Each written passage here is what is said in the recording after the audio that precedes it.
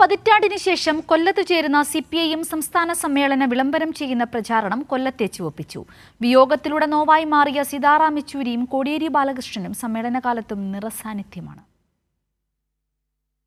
നാട് കടക്കൽ വിപ്ലവം, കല്ലമാല സമരം, നിരവധി നവോത്ഥാന മുന്നേറ്റങ്ങൾക്ക് സാക്ഷ്യം വഹിച്ച ജില്ലയിലേക്ക് 30 വർഷത്തിന് ശേഷമാണ് തൊഴിലാളികളുടെ ഈറ്റെല്ലും കൂടിയായ കൊല്ലത്തേക്ക് ഒരു സംസ്ഥാന സമ്മേളനം വരുന്നത്. ഉറപ്പായും അതിനെ സ്വീകരിക്കാൻ, കമ്മ്യൂണിസ്റ്റുകളെ സ്വീകരിക്കാൻ നഗരം ഒരുങ്ങി.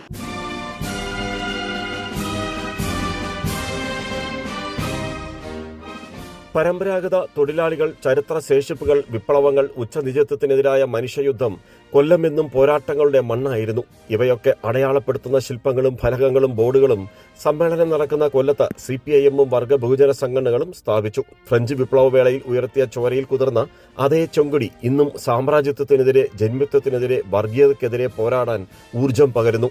ഇത് ഉൾക്കൊണ്ടാണ് തൊഴിലാളി വർഗ ബോധം ഉയർത്തുന്ന ഇൻസ്റ്റലേഷനുകളും ശില്പങ്ങളും വരകളും കലാകാരന്മാർ സൃഷ്ടിച്ചത്. ഇവിടുത്തെ തൊഴിൽ മേഖലകളുടെയൊക്കെ കാര്യങ്ങളൊക്കെ ഒരു ക്രിയേറ്റീവായിട്ടുള്ള രീതിയിലേക്ക് ആളുകൾക്ക് അങ്ങനെ എത്തിക്കുമ്പോഴത്തേക്ക് അതൊരു വേറൊരു തലത്തിലേക്ക് നമുക്ക് ആർട്ടിസ്റ്റ് എന്ന് പറയുമ്പോഴത്തേക്ക് വേറൊരു തലങ്ങളെ സ്വീകരിക്കുക എന്നുള്ളതാണല്ലോ. കേരളത്തിൻ്റെ സൈന്യം എന്ന് മുഖ്യമന്ത്രി തന്നെ വിശേഷിപ്പിച്ച, കേരളം ഒന്നടങ്കം വിശേഷിപ്പിച്ച കേരളത്തിൻ്റെ സൈന്യം നിലനിൽക്കുന്ന സ്ഥലത്ത് മത്സ്യത്തൊഴിലാളികളെ തന്നെ വരക്കണമെന്ന് ഞങ്ങൾ തീരുമാനിച്ചു. ഇത് ചെയ്യുന്നതിനകത്ത് നമ്മുടെ ഒരു പ്രത്യേക ഒരു സന്തോഷമുണ്ട്. അപ്പോൾ വർക്ക് ചെയ്യുന്നതിനകത്തുള്ളൊരു ഇത്രയും വലിയൊരു സ്പേസിൽ ചെയ്യുന്നതിൻ്റെ അതിൻ്റെ ഒരു എക്സ്പീരിയൻസ് ഒക്കെ അതൊരു വലിയ സന്തോഷമായിട്ട് തന്നെ ആണ് കാണുന്നത്.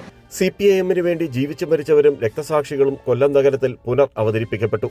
ശരിയായ ദിശ കാട്ടാൻ വെളിച്ചം വീശുന്ന ലൈറ്റ് ഹൗസായ സമ്മേളന ലോഗോ മുതൽ സോഷ്യലിസമാണ് ശരിയായ വഴിയെന്ന് രേഖപ്പെടുത്തിയ ബോർഡുകളും ബഹുജനങ്ങളെ ഇടതുപക്ഷത്തേക്ക് അടുപ്പിക്കും. നിരവധി കായിക മത്സരങ്ങൾ, 100ഓളം സെമിനാറുകൾ, അങ്ങനെ വിവിധ മേഖലകളെ തൊട്ടുണർത്തിയും തലോടിയും ചൂണ്ടിക്കാട്ടിയുമാണ് സംസ്ഥാന സമ്മേളനത്തിന് കൊല്ലം അരങ്ങൊരുങ്ങുന്നത്. ക്യാമറാമാൻ അയ്യപ്പദേവിനൊപ്പം രാജ്കുമാർ.